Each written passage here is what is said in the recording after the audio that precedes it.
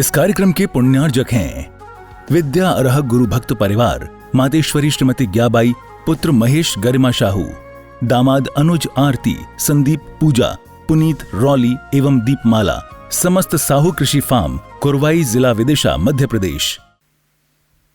तीर्थंकर भगवंतों ने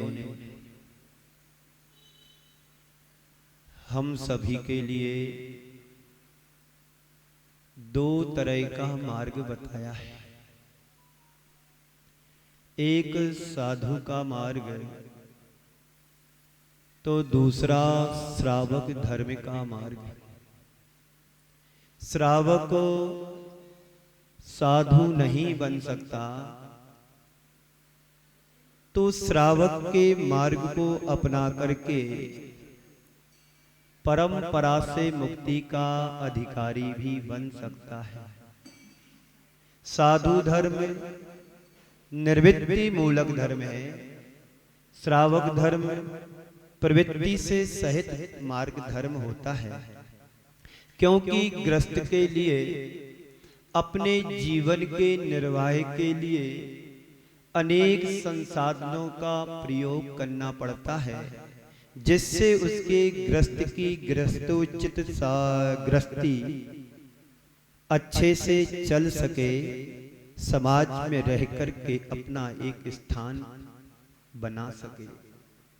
संत कहते हैं साधु बनो या ना बनो, लेकिन संतोषी अवश्य बनना। जीवन में संतोष रूपी धन यदि तुम्हारे पास है तो आप एक ग्रस्त रह करके भी अच्छे से जीवन जी सकते हैं। सदग्रस्त हमें कैसे बनना है, इस बात को हमें समझना है। आप ग्रस्त हैं, लेकिन सदग्रस्त कैसे बनते हैं और सदग्रस्त का कर्तव्य क्या होता है। हमारे आचार्यों ने श्रावक के 6 आवश्यक कहे गए हैं, जो प्रत्येक ग्रस्त को श्रावक के लिए अपने जीवन में उतारना चाहिए और उसी के अनुरूप अपने जीवन को आगे बढ़ाना चाहिए। बड़ी दुर्लभता से हमने ये मनुष्य जीवन पाया। इस मनुष्य जीवन की वैल्यू समझो, इस मनुष्य जीवन की कीमत समझे कि कितनी आग की नदी को पार करके आज हम इस मुकाम पर पहुंचे हैं, जहां पर मेरे पास समझ है, शक्ति है, समय है, क्षमता है, हम जो चाहें वो कर सकते हैं। हम इस मुकाम पर हैं, इस चौराहे पर हम हैं, जहां पर हम चारों गतियों में जा सकते हैं। मनुष्य से मनुष्य भी बना जा सकता है, मनुष्य से नारकी भी बना जा सकता है, और मनुष्य से देव भी बना जा सकता है, और मनुष्य से त्रियंच भी बना जा सकता है। ये सब हमारे ऊपर निर्भर करता है कि हमें कैसे जीवन जीना है। आज मैं आपके समक्ष एक श्रावक के 6 आवश्यक को लेकर के एक लंबी कम से कम 10-12 दिन की श्रृंखला लेकर के आया हूं। श्रावक के कर्तव्य क्या होते हैं, एक गृहस्थ कैसे सदग्रस्त बनता है, एक श्रावक कैसे श्रावक के कर्तव्यों का पालन करता है और अपने जीवन को, अपने परिवार को, अपनी समाज को, अपने देश को कैसे ऊंचाइयों तक पहुंचा सकता है। तो संत कहते हैं साधु बने बिना कल्याण नहीं है। प्रायः यह धारणा गलत है लोगों की। इसलिए जब साधु बनेंगे तभी कल्याण होगे, ये लोगों की सोच ही गलत है। यदि ये सोचेंगे साधु बिना जीवन का उत्थान और कल्याण नहीं है तो श्रावक फिर कहां जाएंगे। श्रावक के लिए फिर कुछ बचा ही नहीं करने के लिए। इसलिए हमारे आचार्यों ने कहा है कि घबराने की बात नहीं है। आप यदि अच्छे तरीके से श्रावक पना सुनिश्चित करते हैं, श्रावक के कर्तव्यों का पालन करते हैं, श्रावक की दिनचर्या का पालन करते हैं, निश्चित तुम परंपरा से मुक्ति के अधिकारी बनोगे। क्योंकि मोक्ष मार्ग मात्र मुनि धर्म से ही आगे नहीं बढ़ता है, श्रावक से भी परंपरा से आगे बढ़ता है। लगभग हर व्यक्ति के मन में ये धारणा होती है कि साधु जीवन से ही हमारे जीवन का उत्थान है, कल्याण है। इसका मतलब ये नहीं है कि साधु का ही कल्याण होगा, श्रावक का नहीं होगा, ग्रस्त का नहीं होगा। साधु जीवन साधना का राजमार्ग है, तो ग्रस्त धर्म पगडंडी का मार्ग है। हम हाईवे पर नहीं चल सकते हैं, तो हमारे आचार्यों ने कहा है आप छोटी छोटी पगडंडियों पर चलो। जो किसान लोग हाईवे पर नहीं चलते हैं, वो पगडंडी से रास्ता बना करके अपने गांव को पहुंच जाते हैं। आप लोगों ने देखा होगा जब साधु संतों का विहार कराते हैं तो लोग कहते महाराज श्री यहाँ से जाएंगे तो 5 किलोमीटर ज्यादा पड़ेगा, आप शॉर्टकट चलेंगे, पगडंडी से चलेंगे, छोटे गांव से चलेंगे, समाज मिलेगी, समाज को लाभ मिलेगा और वहां से आप जाकर के पगडंडी से होकर के आप अपनी मंजिल तक पहुंच सकते हैं। ग्रस्त अगर उस धर्म के रास्ते पर चलता है तो उसका भी कल्याण होता है, वो पगडंडी का मार्ग है, उसका भी जीवन सफल हो सकता है। ग्रस्त भले ही साक्षात मुक्ति का अधिकारी ना बने, भाजन ना बन सके, पर परंपरा से गृहस्थोचित कर्तव्य का पालन करता है तो वह भी मुक्ति का पात्र बन सकता है। ग्रस्तों के लिए हमारे आचार्यों ने कुछ ऐसे मार्गदर्शन दिए हैं, मार्गदर्शक दिया है, जिन्हें आत्मसात करके व्यक्ति अपने जीवन को या अपनी दिनचर्या को मर्यादित बना सकते हैं और जैन धर्म का पालन करते हैं। आचार्य भगवंत कहते हैं एक गाथा के माध्यम से, देव पूजा गुरु उपासती स्वाध्याय संयम तपः, देव पूजा गुरु उपासती स्वाध्याय संयम तपः, दानम चेति ग्रस्ताणाम सट कर्माणि दिने दिने दिने दिने। जीतू भाई आप अभी जा रहे थे, बहुत अच्छा प्रवचन छोड़ करके, तुम्हारे लिए कुछ सूत्र यहां से मिलेंगे। वो सूत्र यदि तुम अपने जीवन में पालन करेंगे, जीतू भाई ही नहीं, यहाँ पर जितने भी बैठे हैं, जो यहाँ से दिया जाए यदि आप श्रद्धा से ग्रहण करोगे, एक एक बात को ध्यान से सुनोगे। मैं बार बार कहता हूँ अपने प्रवचनों में, घर की बात कान से सुनना है, घर की बात कान से सुनना है और धर्म की बात ध्यान से सुनना है। जीवन का कल्याण इसी सूत्र में छिपा हुआ है। भगवान की वाणी हम सुनेंगे, भगवान ने जो हमें उपदेश दिया है, भगवान ने जो हमें मार्गदर्शन दिया है, भगवान ने जो मुझे मार्ग दिखाया है, गुरु ने हमें जो मार्ग दिखाया है, उस मार्ग की पहचान करके यदि हम अपने जीवन को आगे बढ़ाते हैं तो निश्चित हमारी आत्मा का कल्याण सुनिश्चित है। तो देव पूजा गुरु उपासती स्वाध्याय संयम तपः, दानम चेति ग्रस्ताणाम सट कर्माणि दिने दिने। यहाँ पर जितने भी बैठे हैं, ग्रस्त से सदग्रस्त बनकर के बैठे हुए हैं। हर ग्रस्त का एक कर्तव्य होता है हमारे जीवन में, देव शास्त्र गुरु के प्रति समर्पण होना चाहिए। गुरु के प्रति समर्पित रहोगे, जीवन में कभी बाधा भी आएगी, वो बाधा टल जाएगी। प्रभु के प्रति समर्पित रहोगे, पुण्य तुम्हारा बढ़ेगा। विषम से विषम संकट भी पल में क्षय को प्राप्त हो सकते हैं। और माँ जिनवाणी के प्रति अपनी आराधना, माँ जिनवाणी की आराधना करोगे, उस माँ जिनवाणी में हर व्यक्ति के जीवन की कहानी छिपी हुई है। हम शास्त्रों को पढ़ते हैं, इतिहास के पन्नों को पलटते हैं, तो वहां पर हमें अपना अतीत दिखाई देता है। वहां पर हमारे अनेक जन्म जन्मांतरों की कहानी लिखी होती है। उनको पढ़ करके हम अपने जीवन को, वर्तमान जीवन को संभाल करके सही दिशा दे सकेंगे। हम शास्त्रों को पढ़े, गुरु को सुने। प्रभु मूक होते हैं, माँ जिनवाणी बोलती नहीं है, लेकिन एक मात्र गुरु होता है जो तुम्हें उंगली पकड़ करके आगे ले जा सकता है।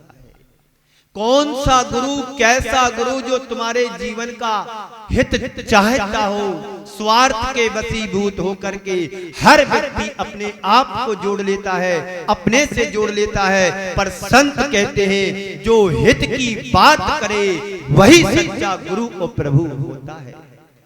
स्वार्थ की बात करने वाला संसार में हर व्यक्ति मिलेगा।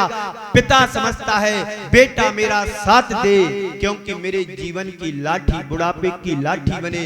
बेटा चाहता है कि परिवारजन मेरी सेवा करें, मेरी पढ़ाई के लिए व्यवस्था बनाए, मेरे जीवन के निर्वाह के लिए व्यवस्था बनाए। ये बेटे का स्वार्थ पिता के प्रति होता है, और पिता का स्वार्थ अपने बेटे के प्रति होता है कि बुढ़ापे में मेरे काम आएगा। पर ध्यान रखना, तुमको पता है कि हम बुढ़ापा देख पाएंगे कि नहीं? कोई गारंटी नहीं कि हम बुढ़ापा देख पाए। अरे ऐसी अभागन माताएं होती हैं जो पेट में ही शिशु को परलोक पहुंचा देती हैं।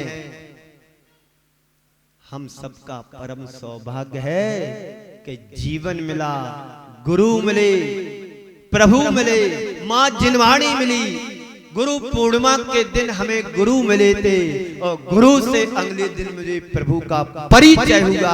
प्रभु महावीर मिले, और उनकी वाणी, उनकी कल्याणी जन कल्याणी वाणी आज हम सबको जगह जगह, हर नगर नगर, डगर डगर में सुनने को श्रवण करने का अवसर मिल रहा है। कितने भाग्यशाली होना आप लोग, बोलो हो कि नहीं भाग्यशाली? प्रताप नगर वाले तो ज्यादा हैं, अंदर से क्या है मुझे नहीं पता है, पर मैं चेहरे जरूर पढ़ लेता हूं कि कौन कैसा है। गुरु से कोई भी बात छिपाना नहीं, प्रभु के चरणों में कोई बात छिपाना नहीं, और मां जिनवाणी ने जो कहा है उसको स्वीकार करने में किंचित भी विलंब नहीं करना। जीवन की भलाई इसी में है। श्रावक के 60 आवश्यक जो हमें आचार्यों ने हिदायतें दी हैं, उन हिदायतों का बिंदु सा पालन करते हुए यदि हम अपने जीवन को अब आगे बढ़ाते हैं तो निश्चित हमारे जीवन का भला ही होना है, भला ही होना है, भला ही होना है। तो देव पूजा सबसे पहला आज का प्रतिपाद है, देवों की पूजा करना। कौन से देव चाहिए तुम्हें? कुदेव चाहिए, व्यंतरवासी देव चाहिए, भवनवासी देव चाहिए, ज्योतिष देव चाहिए, कि बेईमानिक देव चाहिए, कि बेईमान देव चाहिए?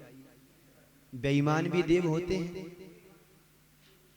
हमें चाहिए देवादि देव अरिहंत भगवान की सेवा। वो अरिहंत भगवान जो 18 दोषों से रहित हैं, वो अरिहंत भगवान जिनके 46 मूल गुण हैं, वो प्रभु जिनके दर्शन करने के लिए देव लोग भी तरसते हैं। ऐसे प्रभु जिनकी शरण में जाकर के ऐसा प्रतिभास हो, ऐसा मुझे लगे कि बस यही सच्चा मार्ग है, इसके अलावा दूसरा रास्ता भी नहीं है। वो देव जिसे हम पढ़ते हैं, नमस्ते वर्धमानाय निर्धूत कलिलात्मने सालोका नाम त्रिलोका नाम यद विद्या दर्पणायते। हे प्रभु, तीनों लोकों में, तीनों कालों में आप ही सर्वश्रेष्ठ हो। आपके अलावा इस संसार में कोई दूसरा रूप नहीं है।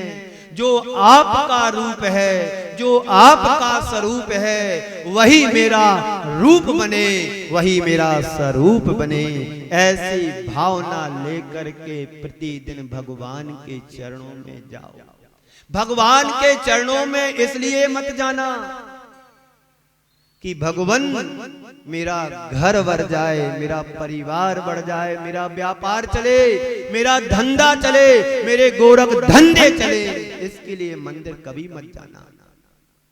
जिस मुख से तुमने प्रभु के गुणगान गाए हैं, जिस मुख से तुमने प्रभु की स्तुति वंदना अर्चना की है, उस मुख से कभी तुम अनर्गल शब्दों का प्रयोग नहीं करना। उस मुख से तुम पाप के काम नहीं करना। जिन आंखों से तुमने प्रभु के दर्शन कर लिए, उन आंखों से पाप का दर्शन नहीं करना। जिन कानों से तुमने गुरु प्रभु जिनवाणी की वाणी सुनी, उन कानों से किसी की बुराई नहीं सुनना। तो तुम्हें पता पड़ेगा कि मेरे से अच्छा कोई संसार में दूसरा प्राणी नहीं है। देव पूजा, अरिहंत भगवान की पूजा तुम लोग रोज करते हो, पर पूजा तो करते हो, किसकी करते? मूर्ति की या मूर्ति मान की? पूजा करते हैं, मूर्ति की करते हैं, इसलिए तुम्हारी मूल में भूल है। मूल की भूल सुधारोगे तो मूर्ति की पूजा नहीं, आज से तय करो मुझे मूर्ति मान की पूजा करना है। पूजा करते करते जीवन का बहु भाग बीत गया। जीवन में कितना परिवर्तन आया? हाँ, परिवर्तन आया। आज से 10 साल पहले 25 वर्ष का था, आज 35 वर्ष का हो गया। आज से 10 वर्ष पहले 55 वर्ष का था, आज 65 वर्ष का होगा। आज से 10 साल पहले 20 वर्ष का था, 30 वर्ष का होगा। आज से 50 साल पहले मेरी छोटी सी दुकान थी, आज पौष एरिया में बड़ा शोरूम खुल गया।